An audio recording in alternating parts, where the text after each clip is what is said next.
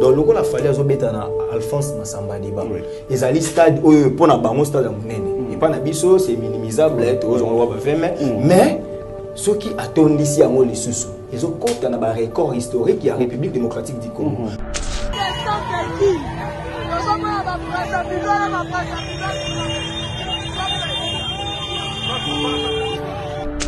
Mais à recadrer les sous-bâtir à se concentrer quand on félicite pour ce qu'on continue bien il y a qu'on répondre à internautes na ba nini ya monde qui ici ba artiste moins belé Binosbi il faut le commencer à l'ensemble. Il faut le commencer à l'ensemble. Oui, il faut le commencer à l'ensemble. Aza envoûté. Maloba on y a dimisi na monogoni wana je crois pas que mutangi penza yeba na ye eza envoûtement. Batebele baza prêt pour la boycott sikoyo ya Inosbi.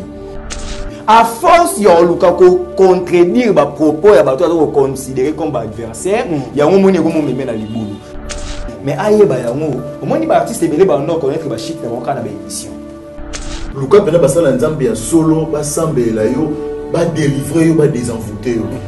Et non c'est normal du tout. En tout cas, mon frère m'a déçu na ba propos. Na bato ba ba ke azana raison, biso na problème na Rwanda, toi na problème na Rwanda. Ceux qui Inosbi a ligne carrière le colosa congolais à s'excuser. Je crois même que Mike Mukeba, excusez-moi du terme, c'est les Moulouba les plus ridicules.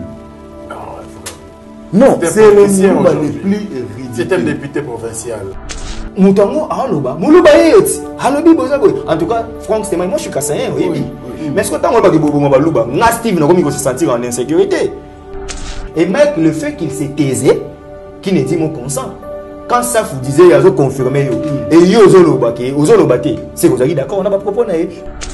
Non, en tout cas, on a soutenu moi, on a été place. Mais si quand on a Zalka Kolela, il y a comportement, il y a des éléments à la police. La police a la capacité à maîtriser le présumé délinquant.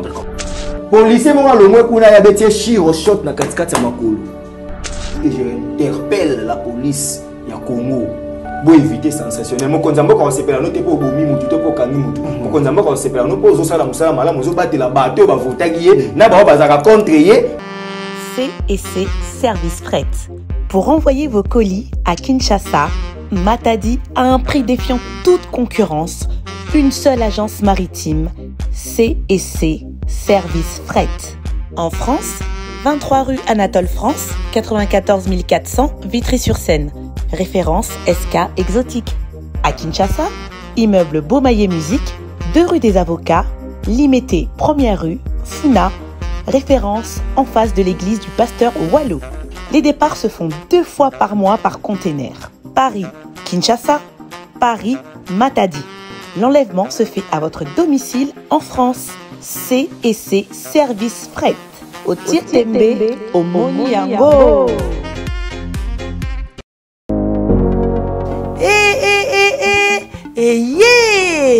Nini lisusu Toronto City VIP de Maluku lisusu Banaki Bana Braza pe partout na mokili mobimba. Toronto City VIP de Maluku na 5 minutes ya Grand Fleuve Congo. Ndeko papa, ndeko mama, mwana poto olingi otonga ndako na yo na bisika ya kimia, olingi opema malamu. Toronto City VIP de Maluku ye wana po na bino ezali kote kamabele ya 20 mètres sur 20 na telo moke ya pamba wana poto ba diaspora nyonso olingi s'investir na mboka na yo. Toronto City VIP de Maluku epesa to ezoteka ba espace kitoko toza 5 minutes ya mai Atuni, Jalalo Bansa Mutema. Toko koma place aux andenge nini. Yeah! Tolonga! Kolongwa place Lazare. Si on la presse. To passo la zela. Jalangai, Muninga. Mama Mukie, Menafani Kawana.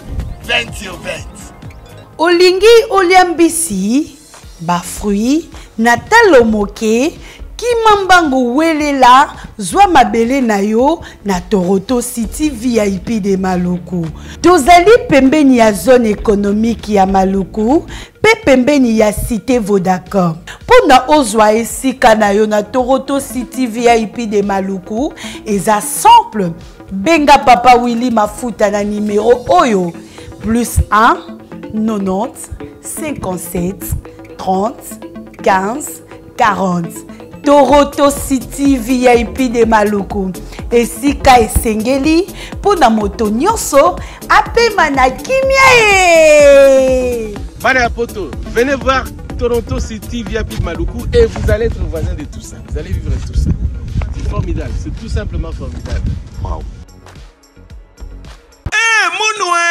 Qui a dit que Bandoule Kozonga te chez Djonga? Chez Djonga 3, Azongeli, base naye, na Paris, Oyo, Yesika Bozalaki kolia, komela pe koyoka ndoule na niveau ya 2 fois te boyebake, bilenge zongi na Paris na niveau ya kosakana te. Chez Djonga 3, awa, chaque week-end, bilenge zongi ya ndoule, à partir ya le 17 février 2023, ouverture officielle, ya Bandoule, Bokozwa, chaque vendredi, Suzuki Luzubu, 4x4 grands chanteurs de mon pays, à partir de 20h jusqu'à l'aube. Pe samedi, Bokozwa CNN Alligator, Nabaninga tout, awa, Boko sepe la jolie kitoko. À partir de 20h jusqu'à l'aube. Pe dimanche, Sombele Soukabisanga, Bokozwa Nokolias, Emile alias de Mingongo, la voix qui cloche, et Longona Wenge, Poussana Tovanda, en matinée live, Oyo Ekobanda, à partir de 18h, tina minuit. Kasi, Tunanga Inini, Kaka, ceux qui aimaient la CDC, Mbalamoko Night Club, to boîte et Fungwami, à partir de minuit. Ti ba 5h avec DJ Bobo. Oyo akosepeli sabino na Bandoule pe na ambiance ya kitoko. Malolo.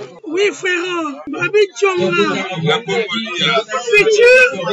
Futur. Hein? Nous te reçons la 50 boîtes. La Katakin, c'est Djonga. Chez Djonga Twanga Nantaba, Ezwami na adresse Oyo, Noisy le Sec, Nassime McDonald, numéro 25, chemin de Grou, 93 130, Ozamo Bimba. Chez Djonga Twanga Nantaba, Yangonde Zali mo boko ya ambiance na kati ya Paris, pe na France mo Bimba. Bana King, Bana Dar es Salaam, Bana Poto, Bana Mokili Mobimba, Cité FM Moko, Afrique Info, avec Frank Stemai, Yandankala, Twende. X-Bass, Marandura, Frank Stemai.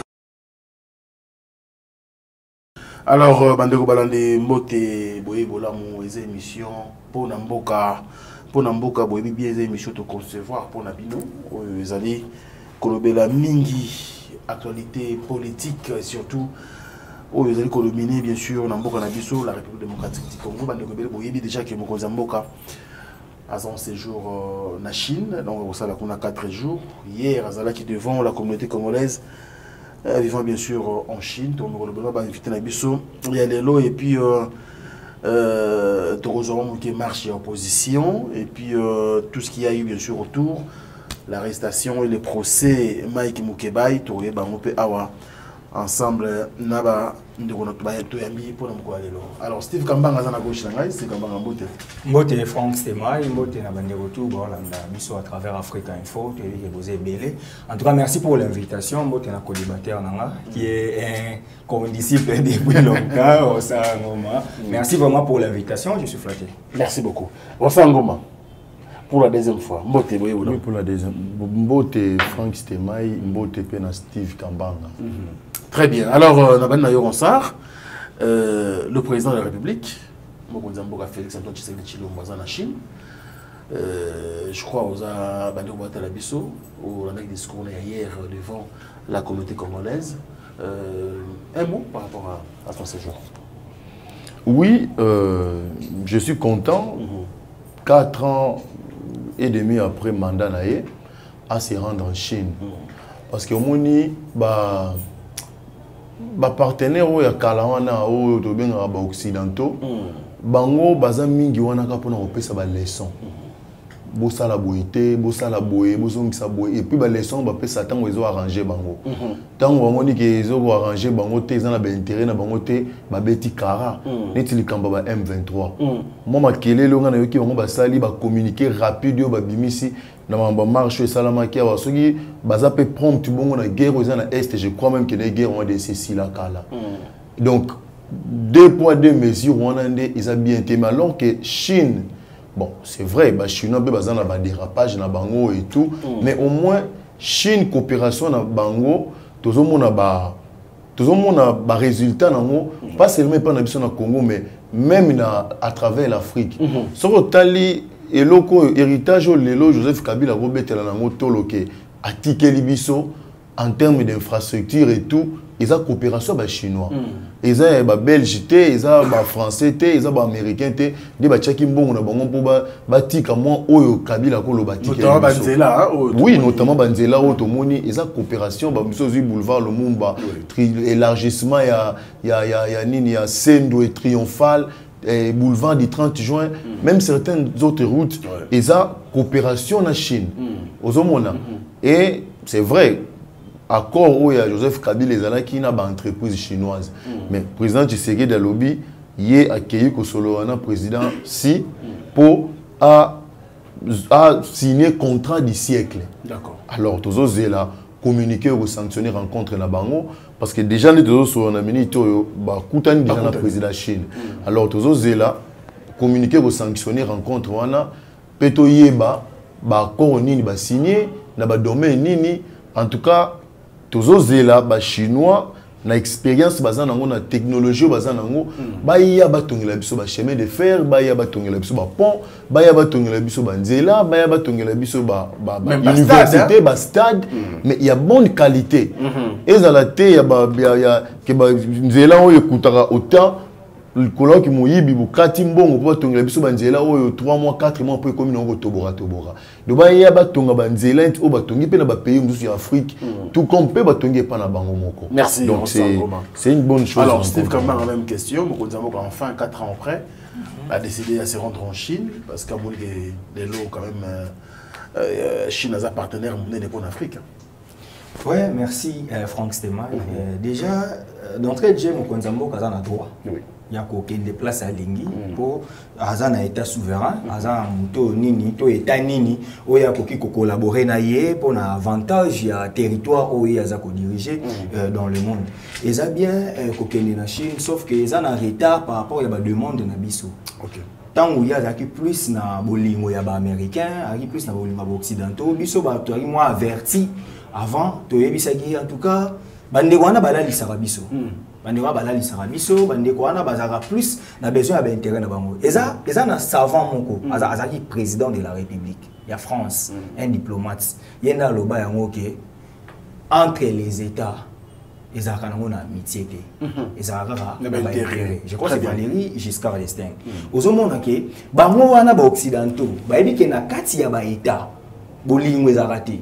Ce qui est intérêt à France c'est na RDC, baroya barolaxa ke balingi bino mais boye baketa balingi bino wana ezana ngo eloko mongo boye bazoko sabino parce que bazande na posa bango ba soutirer o bazana ngo besoin pas na bino. Eza eloko réflexe ezanga ki mokonzamboka na bandeko o bazako entourer. Quand on les disait on nous a traité peut-être des nez, tu vas comprendre était il fallait que même na Pierre Tombale ba papa ba Mike la mère, il fallait que kuna on nous a fait croire que les États-Unis sauvegarderaient les pouvoirs des chefs de l'État. C'est comme si les États-Unis devraient décider pour les sorts des citoyens congolais. Et aujourd'hui, je félicite le chef de l'État parce qu'il est souple. Moi, c'est ce que j'aime dans l'homme.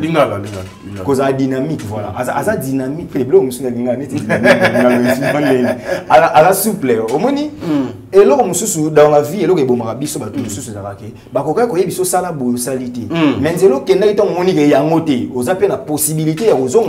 il faut toujours aux bons résultats. Chine et ça partenaire il y a les lotés bande comme sous ba raté qui avec Mobutu déjà parce que pour Mobutu ya kosenga bato ma parler du peuple na biso pour amona ya Chine les lo stade des martyrs ça ba biloko bazaka déjà ba allié na biso kala avec Kabila Joseph et mais quand ko kende bien malgré ya kendaka état kendaka état na ba particulier au pedaka une escroquerie au photo lo ba ngopé mais au moins et là qui sera déjà que la volonté ya Chine et ko kozala moi je suis dans le volet politique extérieur mais sur le côté côté je crains aussi et ça côté la politique il y a défense nationale d'accord oui bien que le monde est divisé j'ai fait plusieurs débats avec mon co-débatteur ici dans la Ukraine et la Russie la position de la Russie ils allaient renverser pyramide et pour renverser ces pyramides il faut au moins qu'on se rallie à la Russie alors que la Russie va allier na ils allaient Chine ils allaient Iran ils allaient état Syrie tant bande quoi nyonso baza déjà contre ba occidentaux et que biso na Congo toza sûr que les Occidentaux ont payé balingi bisoté parce que en tout cas je l'ai dit mon discours au Mokonzambo Kasalaka na tribune des Nations Unies il y a 2021 ce qui va discours qui change à Makambo après ces discours là la communauté internationale devrait trouver la solution parce que il avait parlé c'était pour la deuxième fois après le discours de Mobutu de 74 les aki ma discours ils avaient musclé OK azaki ouvert à l'obakanyoso mais après tout le monde a dit que ba américain ba communauté internationale bazaki na bango vraiment intéressé na mamnabiso et les lo au Rwanda zo continuer ko ba soutien il y a ba Grande-Bretagne zo continuer ko ba soutien ba to biso to zaki ko considérer comme un partenaire le président de la République s'est rebiffé à mon mais la conséquence ces années il doit s'assumer maintenant il doit maintenant s'assumer. Non, il ne s'assume pas. Non, quand je dis là, il doit s'assumer. Pourquoi? Parce qu'il y a sa position plus la communauté internationale. Après ça, position plus dans les Occidentaux. Moni Bandeko, ko renverser, pour que Bango dominer trop. Talaneti Poutine, quand il l'air avait dit pour la Mali. Mais bon, négocier na Bango quand même, ils ont quand même gagnant. Neni Bino Bolinga, besoin, Bango, bazo même en mesure, il y a Kosala Mambu, tout le monde a un peu sous le régime. Au monde a Bandeko, préfère tout prendre, même dans le ministère autochtone. OK, Mabouye, Nakamituga, Bazo Bimisa or, mais Moka, Baosala Mote, Bango Moko Bayena, Baingé, na personnel. Non. Bakotatina ba détail, ce que le Guanagnoso, Mokonzambo Kassami Koti Sagi trop. Donc, moi, quand on sur le plan de la politique extérieure, donc il côté ça trop déjà dans le Guanasco pour nos bima. Et ça peut pas procéder. Donc, il y a un habit que le chef de l'État doit s'assumer. Il faut que la clair que non, moi, mon État prend la position telle. Vous comprenez? Les lots, tant que le sous Franck, tous à la hypocrite. Les Maliens, les Sali, exploitent mon bout, on a osé la plus, Congolais, parce que tous à éveillé avant, mais tu commences à endormir un peu, tu éviter pourquoi. Ce qui est les lots, penza France. Et puis France pas vendu, tu as 2 ans. France pas vendu, penza, kati signal, kati bilo on a bilo nyonso, est-ce que Malien va vivre? C'est ça, ce sont des grandes décisions que le chef de l'État doit prendre. Donc, en tout cas pour l'intérêt, pour occidentaux. Quand je dis occidentaux, je vois plus représentants les alliés États-Unis, les alliés France, les alliés Belgique, les alliés Grande-Bretagne. Donc, carrément. Oui, bon, carrément, je serais un peu vulgaire sur Nabi Bongo, mais à s'assumer. Quand je dis s'assumer, en politique, il faut s'assumer, Zani. Franck, c'est moi, en tout cas, je ne suis pas d'accord avec ce que tu as fait. Je ne passe pas dans ton émission, mais peut-être que prochainement, je peux passer. Donc, et là, on a négocié la Tewana. Olena Naya Kosala Mamnenge, c'est Macron. Non. Je vais rebondir un peu dans Steve Azoloba. C'est vrai, il n'a pas totalement tort dans Mambazoloba. Mais il faut voir le contexte du pays.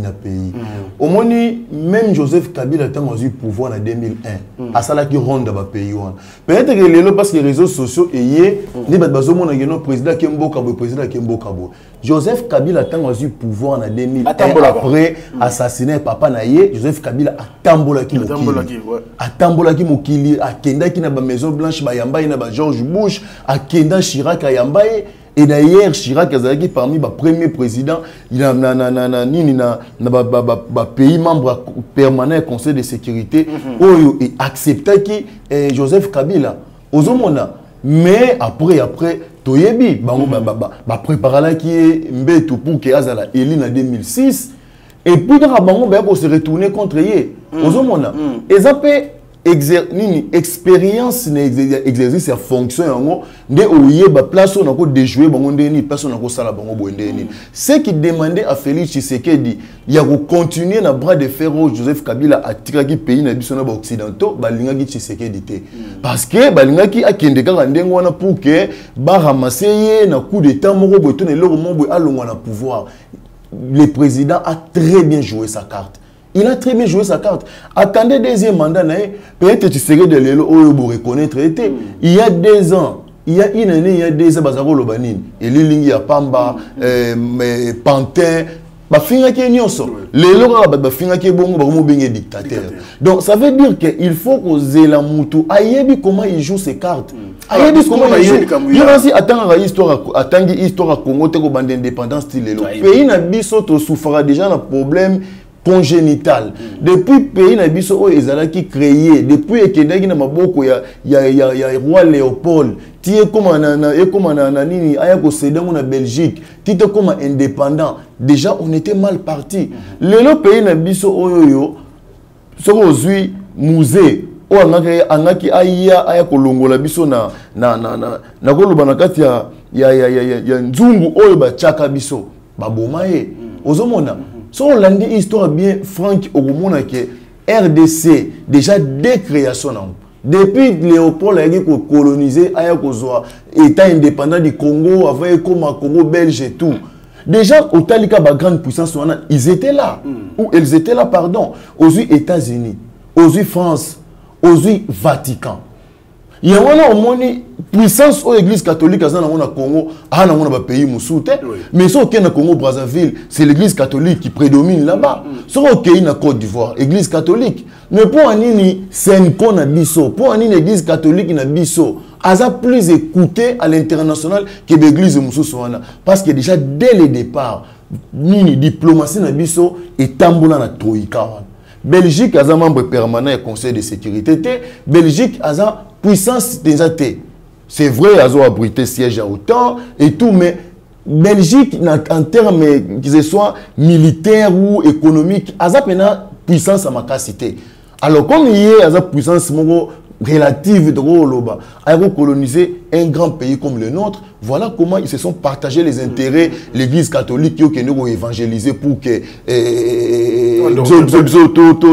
coloniser Bango, tout, je dirais, nous sommes l'église catholique à Zanango. En tout cas, à 90%, bah sont battés. Bah zoa gozoa. Au moins, bah zoa non gozoa. Aux États-Unis. États-Unis a zagé la sentinelle. À ce temps, les Belges vont gérer un beau camp, mais il y a beaucoup de colonisés. C'est comme ça que même le monde avait du mal à reconvaincre les Américains. Parce que Belgique est là qui contre l'Église catholique est là qui contre. Donc les États-Unis ne pouvaient pas aller à l'encontre et Vatican na Belgique bazalé koloba. Ozomona. Donc ndenge Steve Alobi, le président a s'assumer. Oui, le président doit s'assumer et il s'assume déjà. Okay. Mais maintenant qu'au sein que non puisque accueilli en Chine, les lois américains non je ne veux plus de vous, Union européenne je ne veux plus de vous. Non, à Rokene nango molo ceux qui va continuer na hypocrisie na bango. Déjà comment dénoncer on peut déjà. Ceux qui va continuer na hypocrisie na bango wana. Beaucoup monde a peut-être sur 2024 2025 peut-être peut ba relation ya yena e cause de la pire que na ezaki na Kabila. Pardon, la vie est toleka. Par rapport au rebondissement, le chef de l'État, avant Azala, chef de l'État, président de la République, avant Azala élu, Azala déjà opposant, Azala déjà acteur politique. Nazoku histoire politique du Congo. Moutounio soka ndinga lobiwana. Tout Congolais averti, wa lingo sa politique, attend l'histoire politique du Congo. Et ben en 1884, ti lelo, pour être cours éternel. Mais si koyo, soki mokonzi mboka abandaki déjà kozala na plan. Est-ce que la planning na ya pouvoir pour te le bâtir molo pour éviter parce que Kabila a été en bras de fer avec Bangote ngaine na zaboye na lingi na zo place na yo il faut étudier ba force na ba faiblesse na yo na utiliser mon pourtant on roya na pe sa solution moni mandat ba pe sa 5 ans na excuse te ta ba pe sa biso mandat wana ba pe si ba kondi mandat ya 5 ans et ça rapport au sala pendant parce que 5 ans là vie à ba toujours vivre est-ce qu'on a projet na yo ba plan na yo si ko soki lelo to poser la deuxième mandat pour tout le monde mo mboka soit bimisa vrai face na ça permettez-moi peut-être de le dire c'est une lâcheté. Merci beaucoup. Il avait plus la possibilité. Mais il n'avait pas Steve, il n'avait pas la majorité au Parlement. Il avait les premiers combats qu'il avait, c'était de se défaire d'abord du FCC. Comme Yanato Lobande, qui indépendance, Félix Tshisekedi peut avoir pouvoir piéger. Joseph Kabila, il ne pouvait pas se maintenir. Il a piégé dans la législative. Azagina, plus de 350 députés à lui seul dans la famille politique. Quelqu'un qui a géré pendant 18 ans, qui avait le contrôle de tous les services de sécurité, armée, police, renseignement, Azan a parlement dans ma bokonaï, Azan a province dans ma bokonaï, c'est défaire de ces messieurs-là sans effusion de sang. Il faut qu'on salue en haut. Merci beaucoup, Ronsor. Alors, Steve Kambanga, tous ont marché en opposition, aux qui le 20 mai passé, tout le monde qui au nous sur les kaki. Et puis, Ming Bazo dénoncé, la police s'est comportée très mal. Et pourtant, de l'autre côté, Bazo le bac non, l'opposition peut respecter itinéraire. Il y a des journalistes, des journalistes à terrain. C'est ce qui s'est passé réellement. Merci, Franck Stémaï. Déjà, je vais que c'est une frange de l'opposition. Ce n'est pas vraiment une opposition en entièreté. Parce que tant que les acteurs sont en opposition, ils sont d'accord, on a l'Équateur, ils ont mais bandeko babimaki pour na bango, ils ont vie chère, ils ont départ, il y a Félix Tshisekedi, ils ont l'organisation des bonnes élections. Sur le plan, il y a texte, sur le plan, il y a initiative, ils ont raison.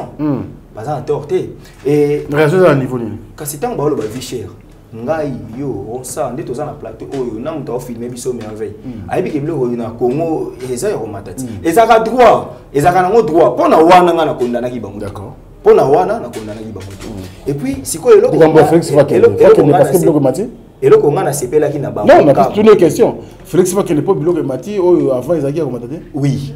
D'accord. Selon opposition, Félix Tshisekedi n'est pas en mesure. Il y a qu'au vendre sa stabilité économique, même il y a qu'au baisser parce que tant qu'on a le pouvoir, il faut avoir un changement. Et là, qu'on réclamait dans le régime passé, il faut avoir le changer. Mais pour nous, il y a pire. Mais ce que c'est que moi je regrette parce que je suis contre ce que la police a fait. Mais je dois quand même être sérieux avec moi-même. C'est que je déplore dans l'Équateur, c'est de nous faire ramener Kabila comme un saint. Ça, moi, je ne supporte pas. En tout cas, Franck, yo oyebi. Mais Kabila pas en opposition, on va ça. Il y a un lobby franche, yo pour pas on ne pas ça qui marche on Kabila ça quitté. Mais faire de Kabila un 5 et mieux faut Kabila que Tshisekedi. En tout cas, je ne partage pas cet avis parce que sous Kabila, Fayou la betama. Sous Kabila, Katumbi azanga moyo kota na Congo. Sous Kabila, ozo comprendre. Non, sous Kabila matata ponyo mambu oh lelo to beta masolo ya ba masangu ya ba nini ya ba bukanga lonzo. C'est matata. En tout cas, surtout supportez-moi de vous le dire. Et je me sens très mal de défendre une opposition au Bazar Matata Pogno. Sachant que ce monsieur a fait 4 ans comme Premier ministre. Vous comprenez? Et pendant ces 4 ans, on nous parlait des cadres macroéconomiques, on nous parlait des troïkas financiers, troïkas stratégiques, mais au finish, mais il a innové. À ça, là, il a rebellé bien, mais pouvoir et puis la surfacturation. S'il était honnête en lui-même, à côté les matés opposants, surtout à Beta Masola vie chère. Pour sa conséquence, il y a gouvernance. Mais si côté Libango, les années. Toza na constitution ya République démocratique du Congo, to ben en constitution du 18 février 2006 telle que modifiée complétée à ces jours. On dit la liberté article 26. La liberté de manifestation est garantie. Toute manifestation sur les voies publiques ou en plein air impose aux organisateurs d'informer par écrit à l'autorité administrative compétente. Nul ne peut être contraint à prendre part à une manifestation. La loi en fixe les mesures d'application. Bandeko basali premier pas na bango bien. Informer le gouverneur. Osons comprendre que ici, c'est comme si le gouverneur n'a pas de province, il a posé un départ, il y a Félix Tshisekedi, tout ça, il a posé ça à la Ngobila, sur la même émission, il y a confrère à Israël, nous avons dit que je vice-gouverneur. Il a dit que je comprends que je suis d'accord. Parce que c'est simple. Moi, je suis opposant, je suis évoluer, je suis Moi ne bandi le pouvoir à Félix Tshisekedi. Tant on tika ba manifestation. To banga mwande bando sala. Bobimi ka botamboli bozongi. Et ça l'impact c'est biso to umeli na terrain, to umeli na journalisme na mambo. To yebi ke opposition bilo monsieur bando sala makasi wa ka pona ba réprimande wana. Tant bobimi bande ko ba yeba lobi le 13 papa gouverneur. Pesa bango réponse. Tika bango ba manifester, la police azali na mission ya sécuriser batu na biloko na bango. Ba ya ba sécuriser bango. Au compliqué bango to comme le 12. Un jour avant, non, ou quelques heures avant le jour. Au possible le 20. Là, j'avais condamné l'opposition parce qu'avec cet esprit auto l'opposition, il fallait que tout Bachaka a fait en année les 13. Bon, Bazaki quand même classique. Babi bon, Bandimi va proposer bon les 18, bah les 19. Le même gouverneur qui va encore autoriser la ligue de jeunes d'un parti politique, alors que ce qu'on continue la loi pour n'amambouiller information sur les modalités, et ça va secrétaire général, moi dans le c'est vérifiable dans la loi. Ce sont des secrétaires généraux, au bazar compétents, il y a quoi écrire dans autorité urbaine, autorité civile. C'est que Sotali, l'Équateur va signer qu'il y a un président national, il y a un président, il y a une section, il y a un secrétaire général. Vous verrez de l'autre côté, de vos kitoko, le gouverneur de la ville ou l'hôtel de ville de Kinshasa va répondre au président de Ligue de jeunes de l'IDPS qui est aussi mon ami que je salue. Mais ça, si nous devons parler nation, c'est pas sérieux quand même. Le même jour que l'opposition. Non, même coup le même jour. Le fait déjà, il y a qu'on dit ma lettre. La capacité parce que la compétence est d'attribution. Ce qui est la compétence c'est la courrier administrative na une rubrique songolo, il n'est pas compétent. Je n'ai rien contre la Ligue de jeunes de l'IDPS, mais Ezaki Bangote, Fagi Basa la sagesse. Babi que secrétaire général Kabouya a commis que Ligue de jeunes nanga ba organiser parce que y a même la compétence. Maintenant déjà au Salibongo, il y avait déjà une cacophonie au niveau ya hôtel de ville. Donc, le gouverneur déjà qui s'agit des places. Deuxièmement, avec l'insécurité, on a dénoncé à tout moment, et comme il y a déjà un phénomène, comment le gouverneur dans la ville, province, dans la capitale, siège des institutions, on peut tolérer deux marches à la fois, alors qu'ils sont des adversaires politiques. Donc, on comprend que le chef de Mobile, déjà lui-même, il avait besoin, il y a des ordres salam. Pourtant, on peut essayer Ligue de jeunes, il y a UDPS, ça la marche.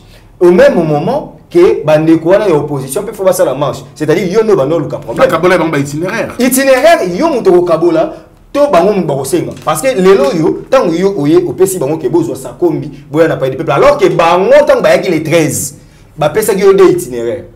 Parce que, si vous avez une émission, j'avais réussi à ensemble, la Moukanya, na échangeur. Échangeur, si tu es beau, mais groupe monsieur banana super lemba, bah écoutez un échanger, bah eti parler du peuple. Voilà les 13. Monsieur banana ça comme il va écouter pas peuple. Toi va changer bah mon itinéraire bah bon, tu reçois super lemba kaka, si parler du peuple. Si yo sco comme monsieur ko imposer bah mon itinéraire ni papa, alors que to yebi makamone ça la ba marche populaire oyo, ezaka na ba quartier mini populaire. Tu bi ba lukunga biso to ba na kin, yebi ke ba côté wana ba ya ba ba frimaire, ba nini ezamo pas si au ensemble. Ba ngotan ba ça la marche na bango, ba yebi ba bastion na bango. Il faut qu'il y ait des sikamons populaires déjà, on va besoin de faciliter, il y a besoin de centre. Il y a aussi Lukunga, c'est encore à l'extrême. Donc on comprend qu'il y a déjà gouverneur avec un problème. Et deuxième problème, mes amis, tant que comment la police est en mesure d'encadrer tous ceux qui même pas respecter l'itinéraire. Parce que nous avons une police qui s'avère être une police professionnelle. Et cette police professionnelle a quelle mission? N'est-ce pas protéger les hommes et le bien de ces hommes? Parce que ces peuples-là que la police doit protéger. Comment ils vont empêcher Bango? Ceux qui voyaient la meilleure des choses, c'est qu'ils vont accompagner Bango. Moi, je vais accompagner Bango. C'est vrai, nous devons reconnaître que Babavir n'a qu'à typer à marcher en opposition de leur part. Mais ceux qui, dès lors que la police a dit qu'on va marcher, ils vont encadrer, ils vont un coulou, on a des express.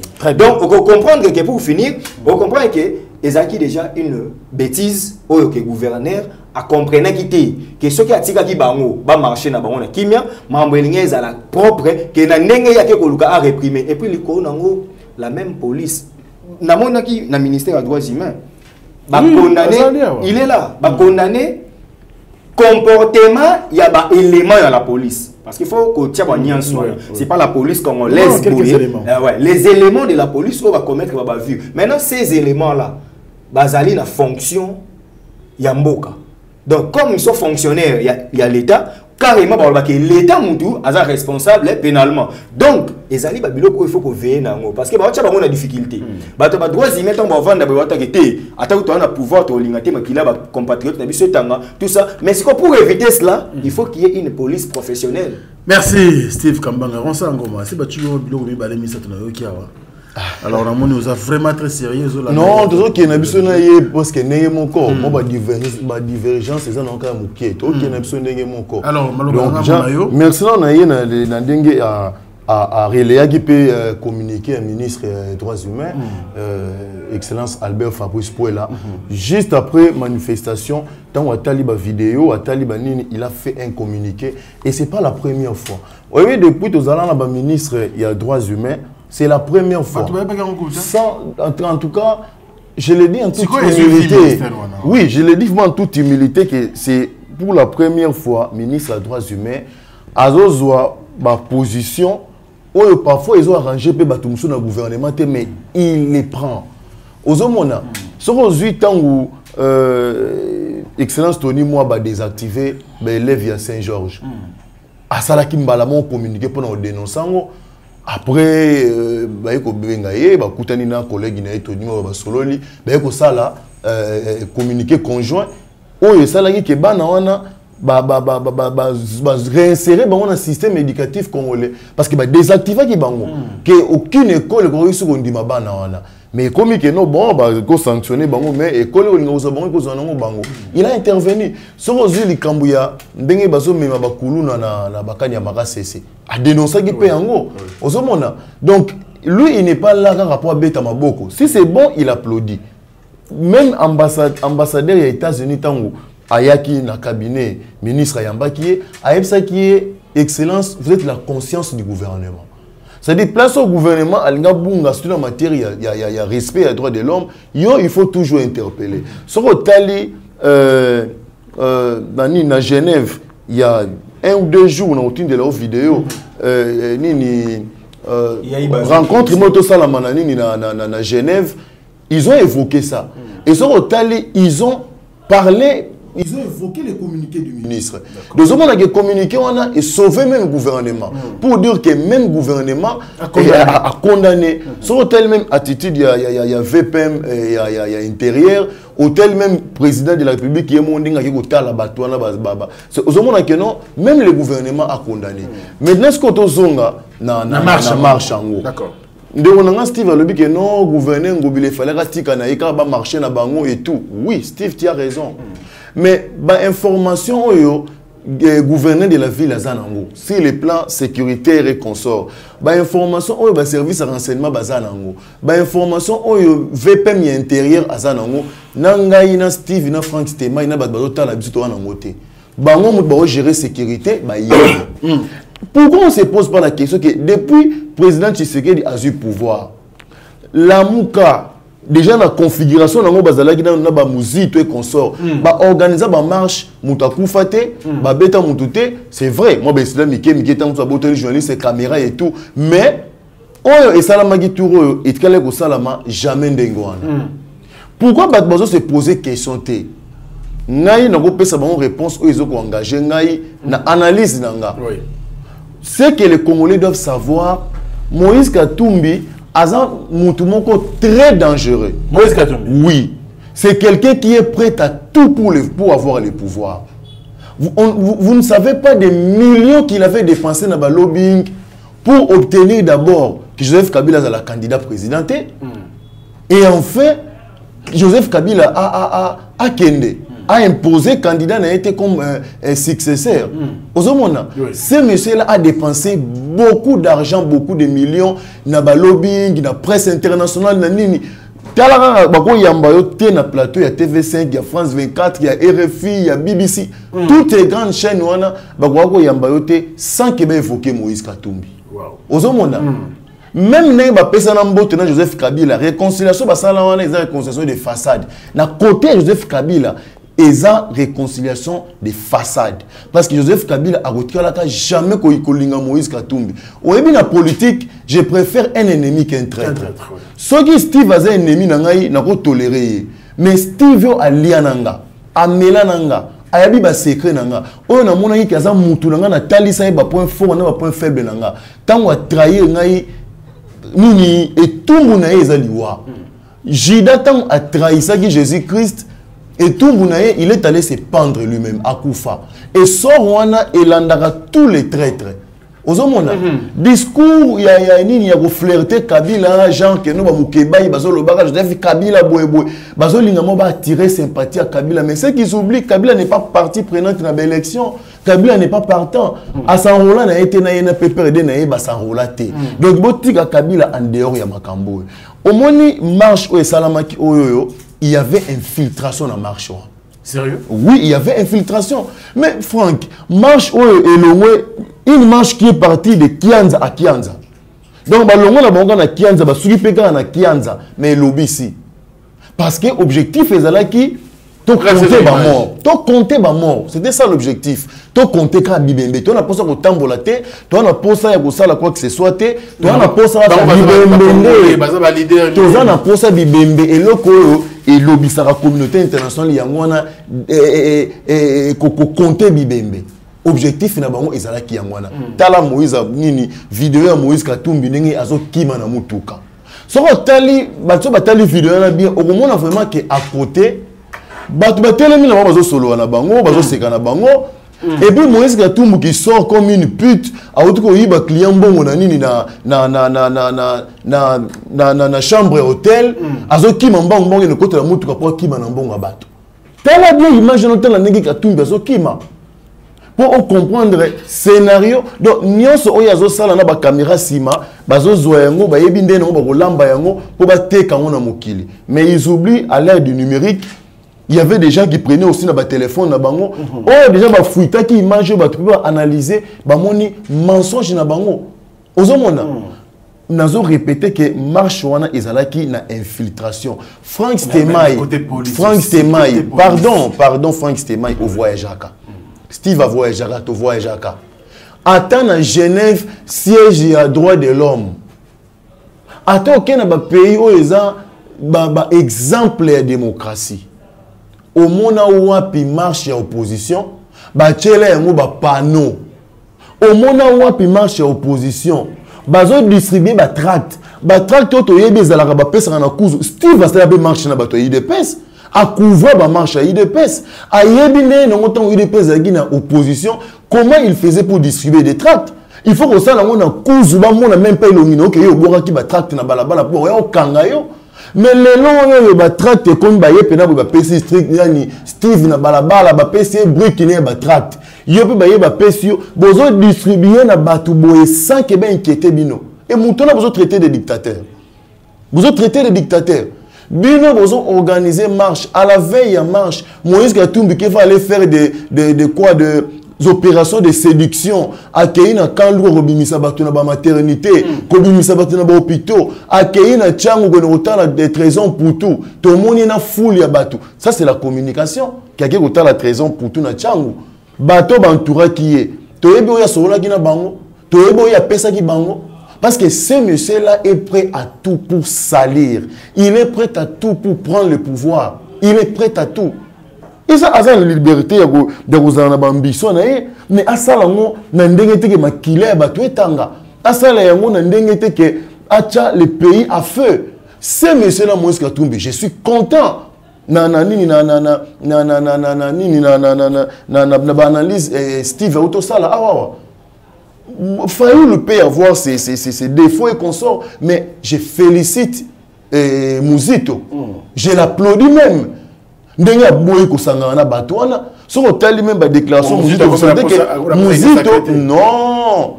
Mais il n'est pas tendre, non, il était ancien premier ministre. Piaka Mouzito a quoi ko lobeli kamba Piaka te. Comment est-ce que Mdeyagi gouverneur non, Mouto azalagi gouverneur ya Katanga. Moïse Katumbi lobaka azaka Piaka tazalaka na mbongo. Mais Mouzito azalaki premier ministre. Yende bozo benga na Piaka. Mouzito n'est pas tendre envers Félix Tshisekedi, mais au moins il est cohérent. Martin Fayoulou se discrédite davantage le fait que Sangana Matata Mponi oye a finga, oye a senga que justice et kanga. Le long il y a commune et Martin Fayoulou permet Martin Fayoulou permet que Matata Mponyo a l'obaké, ce qu'on vit aujourd'hui est même pire que ce qu'on a vécu à l'époque de Joseph Kabila. Et Martin Fayulu à côté, Martin Fayulu a bossé n'engagé babetaye, Martin Fayulu a bossé n'engagé les photos n'étant dans les réseaux sociaux, n'engagé à vimba boyena mutu. Martin Fayulu a bossé ni bibembe o bango ba lokota bazo kima nango po baka Kabila bazo bibembe na ba bombate. Martin Fayulu oublie ça aujourd'hui parce qu'il faut faire de la politique, parce qu'il faut faire partie Félix Tshisekedi. C'est votre droit, c'est votre... Vous avez un droit, il y a un pour que vous remplaciez. Mais n'allez pas dans des méthodes aussi machiavéliques que celle-là. Vous vous permettre de la matata en pogno à vanter la marche.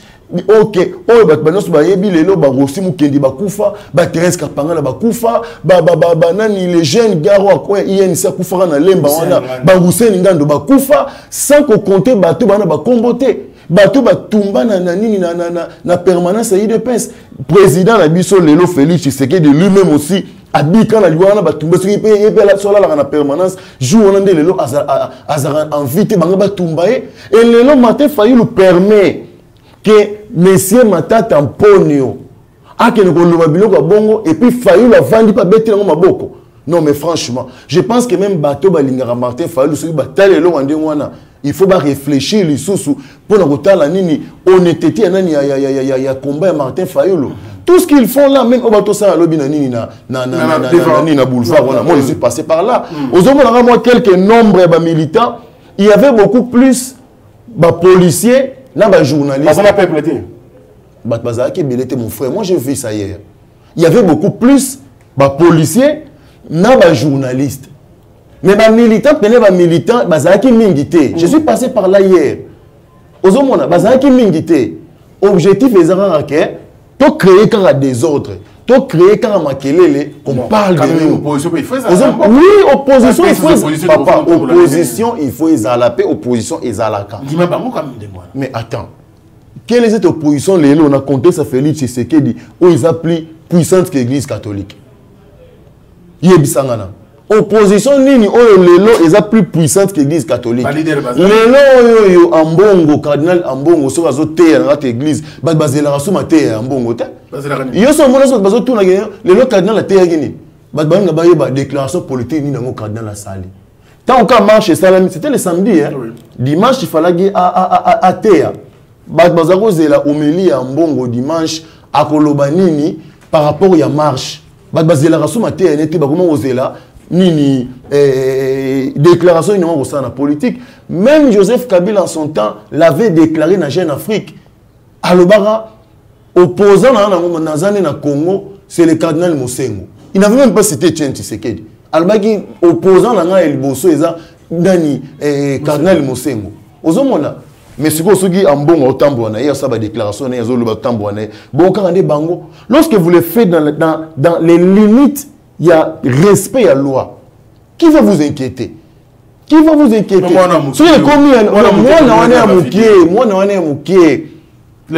Nous condamnons traitement oyo infligé qui na élément la police. Nous condamnons le ministre Pouela à condamner ça. Même si vidéo peut bimer que moi azaraki na ba pratique mabe, mais ce n'est pas ce qui justifie traitement il y a police. Il faut éviter qu'on enrôler. Et moi, il n'était pas le seul. Les équipes objectifs, tous les gens et belé, tous les gens liboso. Tant que vous provoquer, quand la police est brutalisée, mon kili, Steve Alobi, communauté internationale, c'est tellement sensible à l'image de l'amitié, toko et on les pousse à la faute.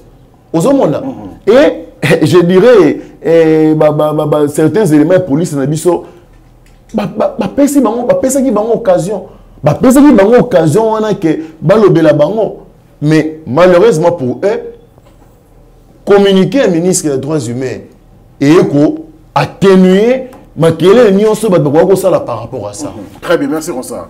Maïtou Moukebaï, tout le monde qui est chemise déboutonnée, tout le monde qui est presque nu à la télévision.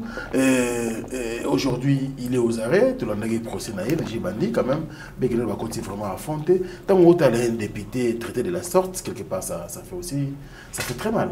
Merci Franck. Avant d'ailleurs, ça rebondissement mon frère, on ça, dans ses dires, admet que le pouvoir n'est pas très fort en République démocratique du Congo.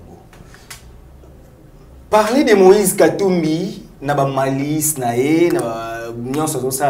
vous le rendez fort. Vous, tu me mets dans une position où on est comme obligé de défendre Moïse Katumbi, alors qu'il ne m'a pas convaincu politiquement. Hein? Moi, je suis concret, moi, je suis sincère. Si tu as la position, je soutenir vraiment, vraiment. À convaincre, tu peux apprécier ton pour apprécier force. D'accord. Apprécier vraiment force. Ah bon? On est un État. Nous on appelle force. L'État n'a individu particulier, l'État est plus fort que l'individu. Ce que tu as livre, il y a Léviathan, il y a Thomas Hobbes, un savant français, il y a droit cons. Aloba et l'Okwana, que Léviathan a un gros poisson, ou un gros poisson, ou un petit poisson. C'est ça l'État en fait. Genèse, il y a été un. Donc, le pouvoir public, c'est l'État. Si un seul individu vous fait peur, c'est que vous êtes faible. C'est-à-dire, tant que Moïse a la capacité, il y a ça qui infiltration et ça en marche. Tant que Moïse a la capacité, il y a ça à dénoncer. Il fallait que l'État Oyo Azali n'a pas tous les moyens. Oui, budget, le budget, écoutez, service à renseignement, service est belé, toi, combien de services vous avez évité? Vous avez plus de 18 services intelligents. Mais tu sautes une mouton, tu seras année en année. Vous comprenez? Mais le service est belé. Si il y a un service qui nini pour dénicher le Kouana. Nous devons reconnaître ici que peu importe le bing Moïse Katumbi Rosala, c'est le peuple qui va utiliser Banamiki. Juste image Yamboka, image à président. On en place. Et là, on a la salle qui passe Makasi. En tout cas, souffrir que je le dise. Le VPM de l'intérieur, Peter Kazali, tous années scientifiquement côté mort, à ça le droit public interne. Comment voulez-vous qu'un juriste de surcroît, un avocat brillant, un ministre de l'intérieur, on a chargé d'agrément et de parti politique, à que tout na moi na mineur que vous en a parti politique nous. Je sais qu'il y a inventé un côté, ils ont la vidéo na. Tant que vous na moi na 14 ans, 14 ans, 12 ans. Que vous avez un parti politique. Peter Kazadi a évité que moins de 18 ans, vous avez la politique. Au moins, c'est la même intention pour passer opposition, tous autres trouvons ce qu'on a pouvoir. Pour comment ils ont ali représentants, il y a institution dans le gouvernement, pas n'importe lequel. Il y a intérieur. Il y a des partis politiques, il y a des conditions de création des partis politiques. Il y a des droits civils. Moi, comme la majorité, pour âge nini pour abandonner exercer ba droit na ye. Ce temps OK déjà ko poser question à moi na que vous avez appartenir. L'intention en droit il y a ce qu'on appelle élément intentionnel lorsqu'on définit l'infraction. Donc on comprend que le vice-premier ministre et ministre de l'Intérieur avait aussi son agenda de faire montrer aux gens que l'opposition va préparer que l'on a bango que moi nous sommes militants et ensemble. Ça c'est pas juste. Ngai Nazwa qui a vidéo à moi, on a machette. Simba Benda. En tout cas, j'ai dit c'est déplorable. Je ne peux pas admettre cela. Franck, vous êtes tous les parents, non? Vous avez Franck, bébé, vous avez apprécié, vous avez Christophe, vous êtes tous les parents, vous avez ça. Il faut permettre moi à Simba machette. Non, en tout cas, na soutenir moi on a té place wana. Mais si quand on a zalka kolela, et ça comportement ya ba élément ya la police. La police a la capacité à maîtriser le présumé délinquant. En même temps, moi on a simba machette, tant moi on a simba machette, la police devrait être en mesure ya ko maîtriser bango sambe ko beta bango. Mais tant to bel kama moi na ne bongo muto ba ne ko beta ina nga ba filmer le colo immeuble. Muto mo ne ko beta, policier mo lo mwe kuna ya betie shiro shot na katikati ya makolo. Dites-moi, lui aussi il avait fait quoi? Bon, nous avons la vidéo azole la nazo le kanangai. Vous comprenez? Donc nous devons admettre que et puis et là comment on a CP la quitté. Mokonzamboka tant accueilli na HJ. Ponga azaki na HJ. C'est la petite sœur que j'aime beaucoup, Géon Djokwa, une concert. Elle a présenté un bon rétablissement. Soleil et l'obé abîmé des hôpitaux. Mais félicitations à Mokonza Mboka pour na vraiment visite et réconfort. Mon émission dans ta presse.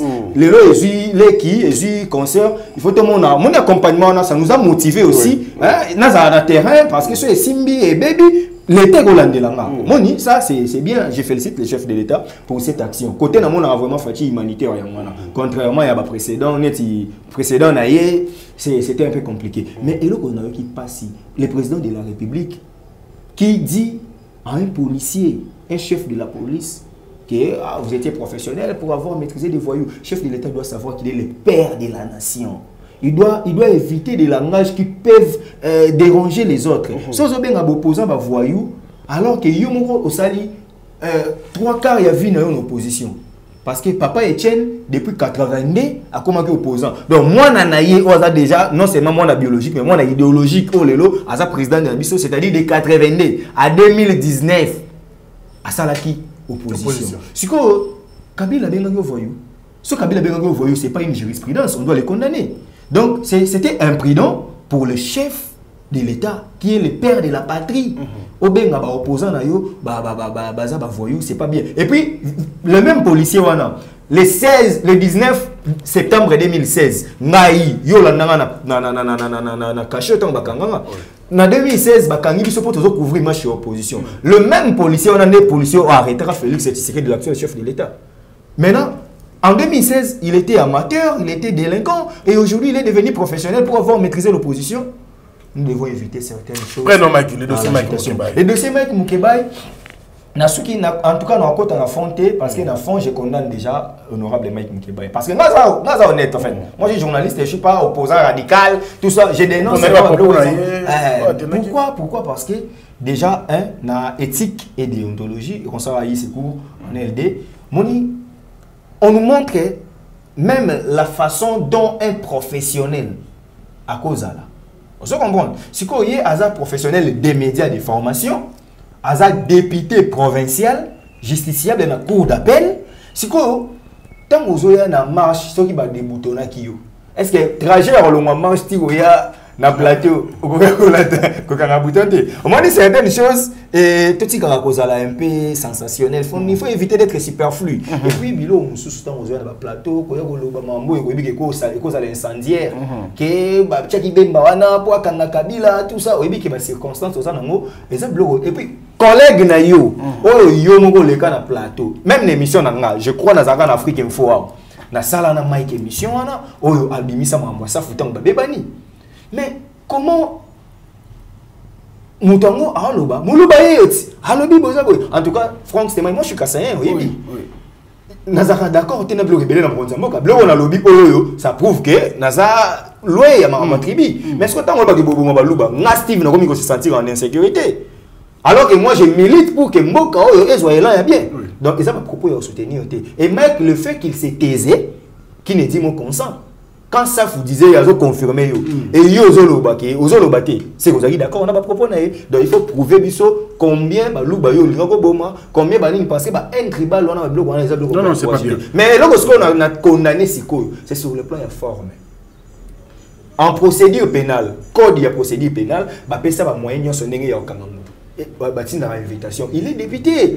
Boye, le cas de flagrance. Je sais que dans le cas de flagrance, les immunités tombent, procédure est accélérée. Pour si on a quelqu'un qui a flagrance. Mais ne fils que pour na koya kaka koti qui a été invitation. Même pas invitation. Si on a un mandat d'amener sur place pour la flagrance, baya kata pour se présenter. Non, c'est un tel service de l'État. Il y a un service compétent. Il y a un bolaki si un boy c'est ok se présenter. Et les gens bien mais quand boy en cagoule, boy s'identifier Vous cagoulez devant Bana, vous traumatisez, moi si tout ça, ça c'est pas bien. C'est pourquoi moi j'ai dit, chef de l'État avait raison dans une émission où Salarana Christian Lusako nous dire que la justice dans le Congo pose problème.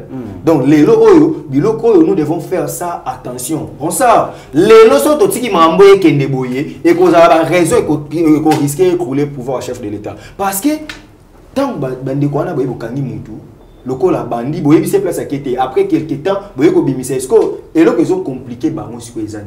Banani bakanga kiye motif parce que même information il faut qu'on informer mutu sur l'infraction aux autres quand il est parce que donc on se tape c'est bavure wana après boyo tine na parquet il y a mon coup tout na bango il y a ça combien de mortels à ça juriste était mais il essaye de demander mambana bosala qui base légale eza wapi sous-bassement juridique eza wapi c'est ici que je interpelle la police ya Congo pour éviter sensationnel mo konzambo ko sepela no te po bomi mutu te po kami mutu mo konzambo ko sepela no po zo sala musala mala mo zo batela bato ba votaki ye na ba bazaka contre ye o ba sala ke azala ka président de la mais on peut citer une opposition hier devant la CENI et comme on constate les mêmes erreurs et zo ngaka kaka ya ba policier mo mais problème na les que et là on enseigne na ba congolais vous êtes au pouvoir bon minimiser l'opposition ti moni ndenge bande ko baolo bake bazamu ki effectivement wana za bomba te ngamo piku na ndose ka bana ba forum na anyo sera ya mwana mais problème est boy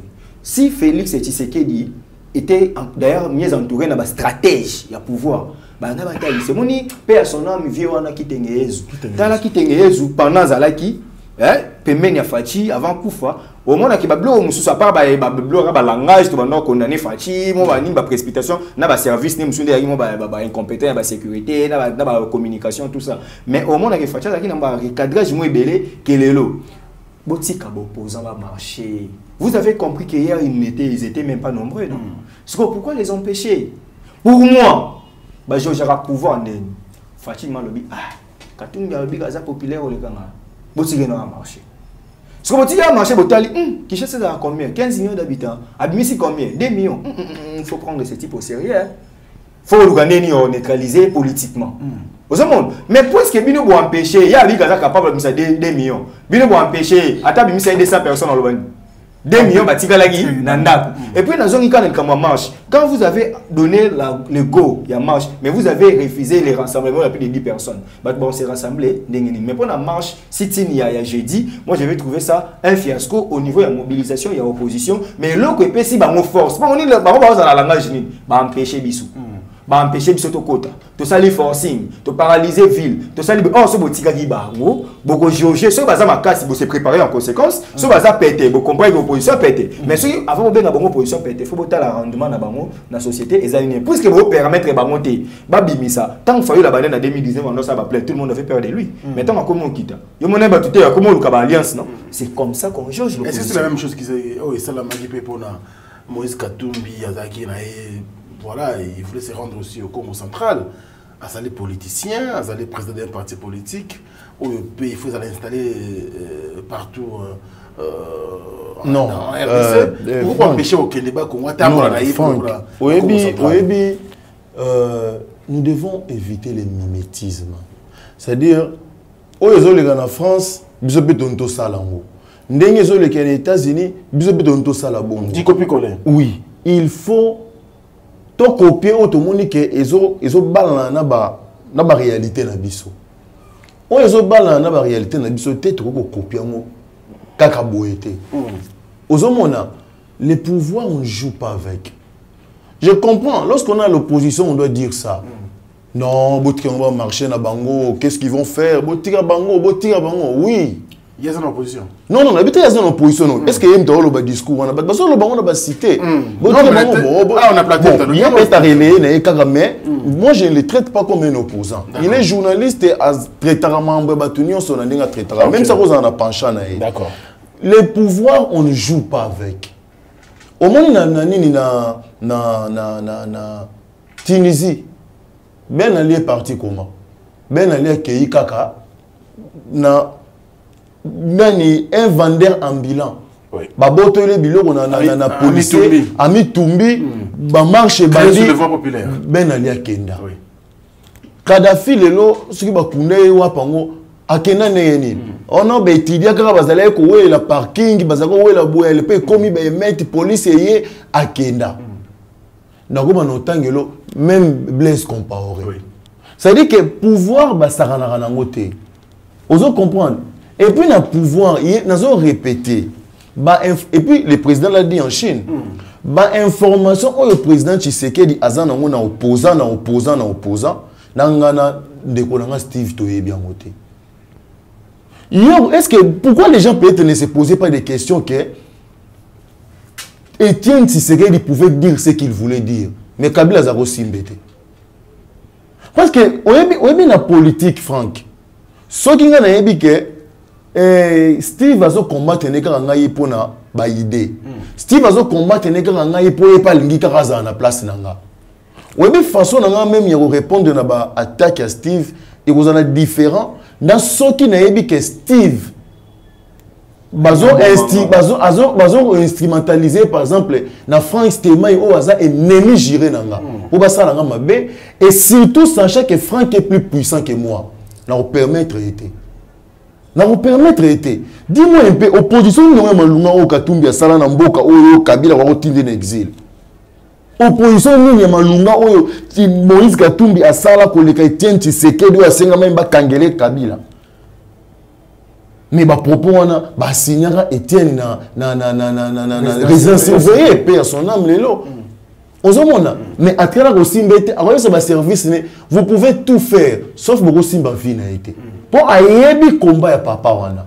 Mais yo ceux qui combat na yo ezake ozana batu moko na sima ba Soros ba Mo Ibrahim ba nani pour ba lingi ba exploiter biloko tel na Congo yango bazo tindaka yo kende bazana sima na yo pour que yo ovanda wana o brade mboka ningo bradaka katanga na période zaka gouverneur. Ah non Steve excuse-moi Katumbi azo représenté sur le plan il y a alternative au pouvoir. Si le plan Aza est l'autre côté, Moïse Katumbi Aza est l'autre côté, Azombo Moné Achana Mupandi. C'est la pauvreté qui nous fait ça, mon frère. Même Steve Avandiawa, ceux Katumbi, les journalistes, ils vont foutre $100 par mois. Ceux qui les longs, ceux qui vont la 2000, ceux qui les longs, Steve, tant que vous êtes journaliste, c'est la pauvreté qui fait ça. C'est-à-dire que les gens ont péché bon autant que ah papa, on continue à soutenir la fachi, on a peu l'eau côté mes côtés nous sommes bons, on a kenanga. OK. On doit comprendre. Katumbi a ça la peine opposition à papa Etienne Tshisekedi a pauvreté. Otozo yambana ba Steve oto yamba ba nani ba Krisa ba dibangi père son âme. Otali pena vie aye pena cravate ici nzulu ki na chaussure poussière. Otali pena chaussure poussière vie aye otikelo rien. Mais le fait que azana maloba soki ya leki ba kotala oyambi. Opposition o wana izakali soute. Parce que Katumbi a distribué bon en opposition. Opposition comme il y a des bourgeois. Opposition est comme il y a des bourgeois. Empêcher été. Gouverneur Guy Bandou a yébissé. À la peine à Congo central, tu as comme un problème. Problème où ils ont un ani. Problème où ils ont un teke na bayara. Eux comme un mekao. Et comme il peut déjà na bas Congo. Hier, on a la caravane à Bandi qui sent à Telemi, qui a Sangoul à Telemi, Banzangou à Telemi. Gouverneur a ébissé, vu la condition, situation sécuritaire où tu as la mesure pour encadrer nos soins. Pesa biso itinéraire na yo, pesa biso programme na yo, mais tu préféré au consacrer en na ville moko.